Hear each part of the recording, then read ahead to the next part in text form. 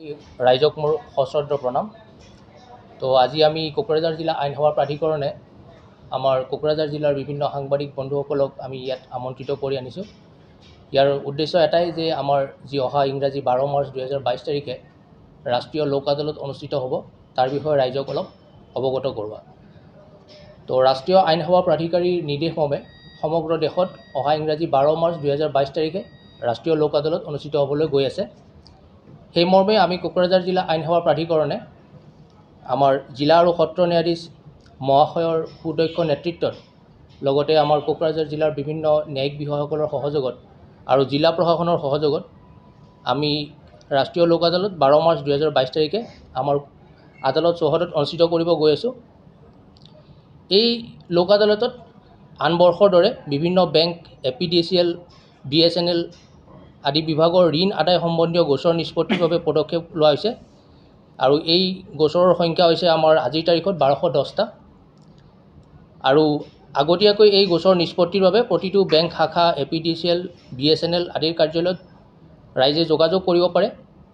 তাৰোপৰি আমাৰ আদালতত যিবিলাক গোচৰ চলি আছে, যাক আমি পেণ্ডিং কেছ বুলি কওঁ, যেনে ধৰক আপোনাৰ মটৰ দুৰ্ঘটনাৰ ক্ষতিপূৰণ সম্বন্ধীয় মোকৰ্দমা হ'ব পাৰে। তাৰপিছত আমাৰ যিবিলাক IPCৰ আমাৰ আপোচযোগ্য যিবিলাক গোচৰ আছে, তাৰপিছত যিবিলাক আমাৰ দেৱানী কেছ আছে মানে চিভিল ছুট, সেইবিলাকো নিষ্পত্তিৰ বাবে লোৱা হৈছে আৰু ইয়াৰ সংখ্যা হৈছে আজিৰ তাৰিখত 812টা। আৰু এই আপোনালোকৰ মাধ্যমেৰে মই ৰাইজক অৱগত কৰিব বিচাৰোঁ যে যিসকলে ৰাষ্ট্ৰীয় লোক আদালতৰ নটিচ ইতিমধ্যে পাইছে তেওঁলোকে 12 তাৰিখ বা তাৰ আগত আহি আমাৰ কোৰ্টসমূহৰ লগত যোগাযোগ কৰিব পাৰে আৰু তেওঁলোকৰ গোচৰ নিষ্পত্তিৰ কাৰণে চেষ্টা কৰিব পাৰে। আৰু যিসকলে নটিচ পোৱা নাই এই আদালতৰ, তেওঁলোকে আপোনাৰ নটিচ নাপালেও তেওঁলোকৰ যদি এনেকুৱা গোচৰ আছে তো তেওঁলোকে আমাৰ লগত যোগাযোগ কৰিব পাৰে। আৰু আমাৰ লগত যোগাযোগ কৰাৰ কাৰণে নাম্বাৰটো আমাৰ 9435480900। এই নাম্বাৰত মই আকৌ একবাৰ নাম্বাৰটো কৈ দিছোঁ, 9435480900। এই নম্বৰত আমাৰ লগত যোগাযোগ কৰিব পাৰে আৰু সমূহ ৰাইজৰ আমি সহায় সহযোগিতা এই ৰাষ্ট্ৰীয় লোক আদালত সাফল্য কৰাৰ কাৰণে কামনা কৰিছোঁ। ধন্যবাদ। যোৱাবাৰ যিটো আমাৰ প্ৰি লিটিগেশ্যন মেটাৰ আছিল, তাত আমাৰ বিভিন্ন বেংকৰ লগতে আমাৰ APDCL, BSNL আদি প্ৰায় আপোনাৰ 1 কৰোৰ 20 লাখ টকাৰ আমাৰ গোচৰ, মানে 1 কৰোৰ 20 লাখ টকাৰ পৰিমাণৰ মানুহ ধৰক বেংকৰ কিছুমানে লোন লোৱা আছে বা আপোনাৰ কিছুমান আমাৰ APDCL বিল অনাদায় আছে, সেনেকুৱা গোচৰত তেওঁলোকৰ পৰিমাণ ৰিয়েলাইজ হৈছে 1 কৰোৰ 20 লাখ টকা। গতিকে তেওঁলোকে ধৰক আমাৰ যোৱাবাৰ প্ৰায় 1000-1000টামান প্ৰি লিটিগেশ্যন কেছ ডিছপ'জ হৈছে। প্ৰি লিটিগেশ্যন মানে সেইবিলাক কেছ কোৰ্টত আহিয়ে পোৱা নাই, কিন্তু ধৰক সময়ৰ সোঁতত তেওঁলোক আহি যাব পাৰে। কাৰণ কোনোবাই যদি বেংকৰ পৰা লোন লৈছে কিন্তু লোনটো দিয়া নাই, তো কোৰ্টত কেছ নকৰাৰ আগতে এইটো ৰাইজৰ কাৰণে এটা সুবিধা, এটা প্লেটফৰ্ম যে আদালতত কেছটো জন্ম নহওঁতে আমি এই লোক আদালতৰ মাধ্যমেৰে তাক খৰতকীয়াকৈ নিষ্পত্তি কৰি দিব পাৰোঁ। কাৰণ আদালতত কেছ এটা আহি যোৱাৰ লগে লগে কি হ'ব, তাত ধৰক গোচৰ প্ৰক্ৰিয়া এটা আৰম্ভ হ'ব, তেওঁক এটা অধিবক্তাৰ দৰকাৰ হ'ব, তাৰপিছত তাত যিখিনি লাগতিয়াল খৰচ সেইবিলাক বাঢ়ি যাব। কিন্তু আমাৰ এই আদালতত কি হ'ব, লোক আদালতত তেওঁ একেদিনাই যদি তেওঁ ধৰক ইচ্ছুক আছে, তেওঁ যদি যিখিনি দিব লগা আছে তাক তেওঁ আপোনাৰ কিস্তি হিচাপতো দিয়াৰ এটা সুবিধা আছে।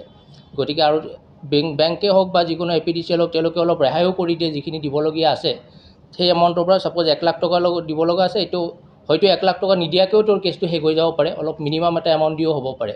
গতিকে এইটো এটা খুব ধুনীয়া সুবিধা আৰু মই ভাবোঁ এইটো প্ৰত্যেকজন যাৰ এনেকুৱা গোচৰ আছে তেওঁলোকে ইয়াৰ সুবিধা ল'বৰ কাৰণে মই তেওঁলোকক আহ্বান জনাম। আৰু ইয়াত কি হয়, আপোনাৰ আদালতত যেতিয়া কেছ চলে তেতিয়া এটা পাৰ্টি উইন হয়, এটা পাৰ্টি লুজ হয়। কিন্তু ইয়াত লোক আদালতত বোথ পাৰ্টিজ আৰ উইনাৰ্ছ, ইয়াত উইন পজিশ্যনত থাকে।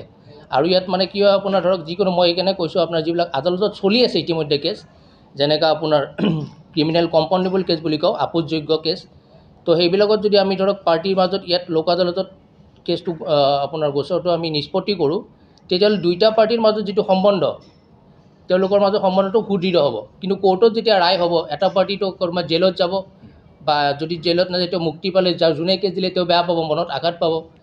কিন্তু সেই চিটুৱেশ্যনটো আমাৰ আদালতত মানে লোক আদালতত নহয়, কাৰণ লোক আদালতত এটা আপোচ বুজাবুজিৰ মাজেৰে গোচৰটো নিষ্পত্তি হয়। গতিকে সেইটো এটা খুব সুন্দৰ এটা মানে ৰাইজৰ কাৰণে ব্যৱস্থা। গতিকে ইয়াত মই ভাবোঁ ৰাইজে ইয়াৰ পৰা উপকৃত হ'ব ৰাইজে ইয়াত অংশগ্ৰহণ কৰাৰ কাৰণে তেওঁলোকক অনুৰোধ কৰিছোঁ। আপোনাৰ সন্তান জিএনএম বা এএনএম নাৰ্ছিং পাঠ্যক্ৰমৰ বাবে আগ্ৰহী নেকি? দৰিদ্ৰ সীমাৰেখা তলৰ মেধাৱী ছাত্ৰীসকলৰ বাবে সুখবৰ আনিছে কোকৰাঝাৰ ছেম কলেজ অফ নাৰ্ছিঙে। 2 আৰু 3 বছৰীয়া নাৰ্ছিং পাঠ্যক্ৰমৰ বাবে আগবঢ়াইছে 50% ৰেহাই। এই সুবিধা লাভ কৰিবলৈ শীঘ্ৰেই যোগাযোগ কৰক 9854550697 আৰু 9854300175 নম্বৰত। যোগাযোগৰ অন্তিম তাৰিখ 5 মাৰ্চ 2022।